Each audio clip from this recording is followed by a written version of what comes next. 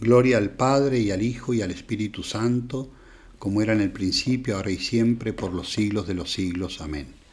San José, ruega por nosotros. En esta breve conferencia hablaremos del matrimonio entre San José y la Santísima Virgen María, que juntamente con el ministerio de San José como padre adoptivo de Jesús, son los fundamentos de toda la teología josefina. Así como la Virgen fue concebida inmaculada, fue preservada virgen antes, durante y después del parto y por toda la vida, así como fue llevada a los cielos la Asunción, y todos los otros privilegios de que gozó la Virgen María tienen que ver con ser la Madre de Dios. Es como que todos los privilegios están enraizados en ser Madre de Dios. Así todos los privilegios de San José tienen que ver con ser el esposo de María. Pero para comprender esto, lo primero es que entendamos cómo entendían y cómo realizaban los hebreos, los judíos, los matrimonios, sobre todo a la época de Jesús, a la época de nuestro Señor. Entre los israelitas el matrimonio constaba de dos actos. El primero, los esponsales, el segundo, las nupcias. A diferencia del uso actual, los esponsales constituían un verdadero contrato matrimonial, mientras que las nupcias eran la conducción solemne de la esposa a la casa del esposo y empezaba la cohabitación y ya tenían derecho a usar del matrimonio. No había uso del matrimonio cuando se realizaban los esponsales hasta las nupcias. Después de las nupcias ya se podría iniciar esa cohabitación y poner los actos que son propios del matrimonio. Sabemos que la Virgen era esposada y que esos esposorios de la Virgen constituían un verdadero matrimonio, era un verdadero matrimonio. Y entre ese primer momento del matrimonio y las nupcias solía pasar un periodo, ¿no?, donde la mujer casada seguía viviendo con sus padres hasta que iba a cohabitar con el varón que había esposado. Así, por ejemplo, lo testimonia la Sagrada Escritura en el matrimonio de Isaac con Rebeca, que hacen el pacto matrimonial, es decir, los esponsales, y después de un tiempo Rebeca es llevada a vivir en la casa de Isaac y forman la familia. Pero también hay otros matrimonios de los cuales tenemos testimonio de la Escritura. Por ejemplo, Jacob, el matrimonio de Sansón con una filistea, hacen primero los esponsales y después las nupcias. Tobías en la misma situación. Y la ley mosaica, es interesante, sanciona esta costumbre y equipara jurídicamente a la mujer casada y a la desposada, como se observa, por ejemplo, en el capítulo 22 del libro del Deuteronomio, del versículo 22 al 29, donde ambas, la mujer casada y la desposada, reciben la misma pena en el caso de adulterio. Es decir, una mujer que solamente había hecho los esponsales, pero que se une a un varón, que no es su esposo, comete adulterio porque ya estaba casada, porque se constituye realmente un contrato matrimonial verdadero y auténtico, aunque no estén cohabitando con el esposo. De tal manera que si esta mujer va con otro varón, comete adulterio como una mujer que ya está casada y que está cohabitando con su esposo. Eso lo dice el libro del Deuteronomio y la misma cosa afirma el Talmud, ¿no? Es importante entender otra cosa, que José es de la familia de David, es decir, la Sagrada Escritura testimonia el noble origen del patriarca San José. Tanto el evangelista Mateo como Lucas lo presentan como descendiente de David. Por ejemplo, el ángel llama explícitamente a José hijo de David. Y San Lucas señala que sube San José a Belén por ser de la casa y de la familia de David.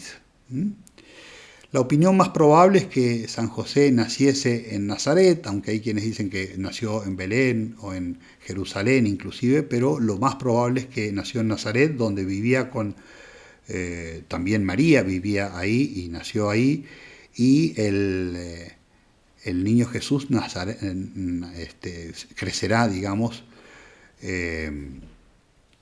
en Nazaret, donde muy probablemente nacieron la Santísima Virgen y también San José. Y el oficio era el de carpintero, como afirma la tradición y como lo confirma Santo Tomás de Aquino, razón por la cual los judíos decían: ¿no es este el hijo del carpintero?, sorprendidos por la sabiduría de nuestro Señor Jesucristo.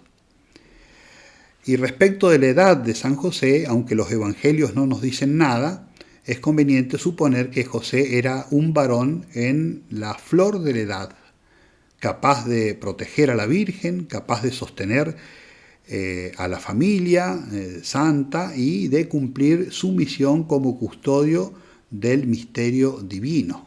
Imagínense una persona muy adulta o ya anciana, como muchas veces lo ha representado el arte, no podría hacer lo que hizo realmente San José, que es ir de Nazaret hasta Belén, 140 kilómetros, después iba y volvía a Jerusalén, después tienen que emigrar y escapar de Herodes y se van a Egipto, después volver desde Egipto hasta Nazaret, y después cada año iban a cumplir con el culto al templo de Jerusalén, un largo viaje. Una persona anciana no podría haber hecho eso, de tal manera que es de suponer que era un varón al esposarse en la flor de la edad, de tal manera que tuviera el vigor para proteger y para custodiar el misterio de ese hijo que había sido concebido milagrosamente en el seno de la Virgen María. De tal manera que nosotros con los grandes padres de la Iglesia, por ejemplo San Jerónimo, San Agustín, confirmamos y creemos en la opinión de que José era esposo de María y que de alguna manera, por ser de la misma tribu, como dicen estos santos padres, le correspondía a José esposar a María. No consta una revelación explícita que ordenara este matrimonio. Más bien, José y María fueron guiados en esto interiormente por el Espíritu Santo, como suele suceder con los justos, que no necesitan de grandes revelaciones, sino que por el instinto de la fe, el instinto sobrenatural, Dios los va llevando y va haciendo que se cumpla en ellos su voluntad.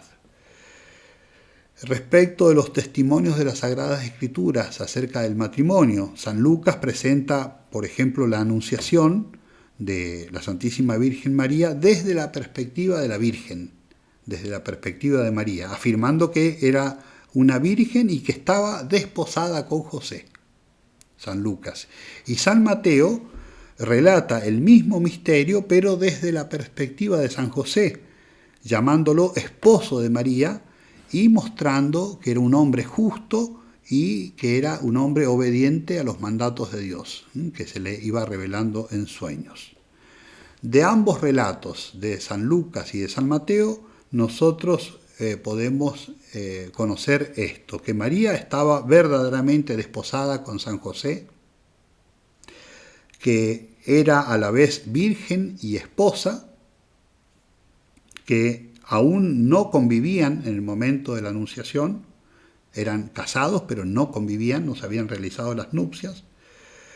La concepción fue obra exclusiva de Dios, el Espíritu Santo, que revelado el misterio a San José, él la llevó a María a su casa y celebraron entonces las nupcias, y desde entonces José será llamado legítimamente esposo de María y padre de Jesús, el padre legal de Jesús, padre adoptivo.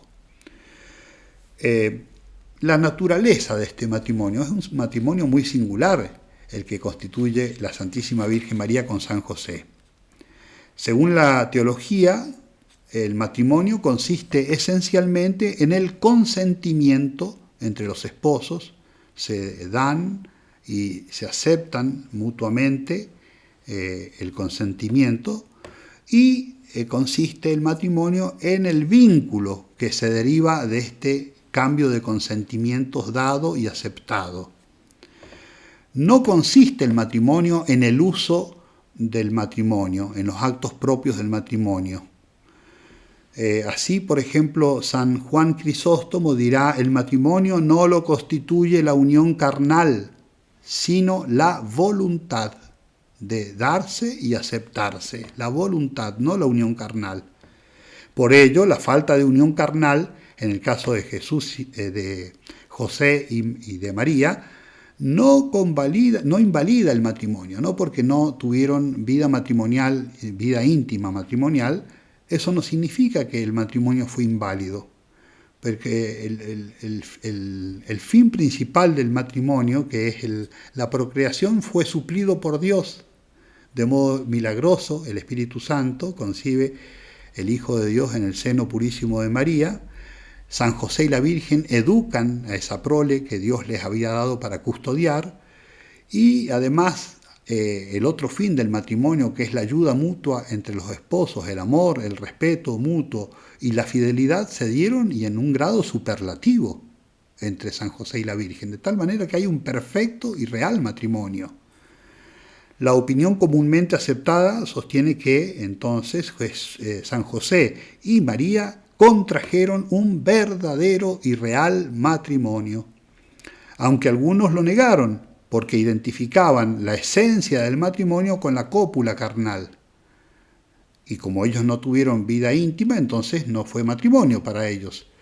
En cambio, con la tradición patrística y con la teología más seria, nosotros afirmamos unánimemente la validez del matrimonio entre San José y la Virgen, manteniendo al mismo tiempo ambos el voto de virginidad, sobre todo la virginidad perpetua de María, que es un don y una gracia milagrosa, porque fue virgen antes del parto, durante el parto y después del parto. Y aquí se nos presenta una dificultad entre la validez del matrimonio y el voto de virginidad. María había hecho voto de virginidad, lo sabemos por los evangelios. Por ejemplo, Lucas 1:34, cuando el ángel le anuncia que va a ser la madre de Dios y ella se sorprende porque no conocía varón, es decir, porque era virgen. Y la tradición sostiene que también San José había hecho voto de virginidad, el mismo voto. Aunque esto parece contradictorio, es decir, que hayan sido vírgenes y que tuvieran voto de virginidad y que hayan sido verdaderamente esposos, la dificultad se resuelve afirmando que ambos consintieron plenamente al matrimonio. No fue un consentimiento ficticio, aparente, sino consintieron y aceptaron implícitamente que si Dios lo quería, podían usar del matrimonio. Lo aceptaron implícitamente, aunque Dios no quiso eso para ellos, sino quería todo lo contrario, que naciera el hijo virgen de una madre virgen y de un padre virgen. De tal manera que son verdaderamente esposos y verdaderamente vírgenes. Y la última cosa que decimos es que este matrimonio, aparte de ser muy singular, es un matrimonio perfecto, perfectísimo, el matrimonio entre San José y la Virgen. San Agustín afirma que en él se realizó plenamente el triple bien que tiene que haber en todo matrimonio, que son la prole, primer bien, la fidelidad, segundo bien, y el sacramento. Los tres estaban presentes en el matrimonio entre San José y la Virgen. Fue perfecto en el consentimiento, porque no hubo nada de ficticio, sino todo hecho con sinceridad y con plena docilidad a los mandatos de Dios. Fue perfecto en la caridad mutua, porque se amaron y se respetaron como ningún esposo y ninguna esposa se han amado en la historia de la humanidad, como Jesús vio amarse y respetarse a María Santísima y a San José. Perfecto en la caridad, perfecto en la educación de la prole, en este caso de Jesús, con cuánto cuidado los papás veían que el hijo cumpliese en todo la voluntad de su Padre eterno y cumpliese el plan de Dios en su vida. Ojalá los padres cristianos tomaran ejemplo de San José y de la Virgen. Fue perfecto en su significación como símbolo de la unión entre Cristo y la Iglesia. Porque así como Cristo Virgen nace de padres vírgenes, de la Virgen y de San José, en ese perfecto matrimonio y verdadero matrimonio, Jesús es el esposo de la Iglesia. Jesús Virgen, esposo de la Iglesia Virgen, inmaculada, sin arruga, sin mancha. De tal manera que ese esposalicio entre Cristo y la Iglesia está prefigurado ya en el matrimonio virginal entre la Santísima Virgen María y San José. Y inclusive es perfecto por la prole, porque esa prole fue dada directamente por Dios. No hubo unión carnal, sino que Dios otorgó el fruto del matrimonio de un modo sobrenatural. Por ello el matrimonio entre la Santísima Virgen María y San José fue real, por eso fue verdadero, por eso fue también perfecto. Como concluye Pedro Lombardo, el maestro de las sentencias, fueron esposos verdaderamente por su mente y no por su carne. Es decir, no porque tuvieran unión carnal, sino por todo lo otro que pertenece al verdadero matrimonio. Encomendemos nuestras familias, nuestros hijos, a la custodia del gran patriarca San José y tomemos ejemplo de él y de la Virgen, de cómo ha de ser una familia y de qué es lo esencial en cada matrimonio y en cada familia. Nos alcance esta gracia, San José y la Virgen María. En el nombre del Padre, y del Hijo, y del Espíritu Santo. Amén. San José, ruega por nosotros.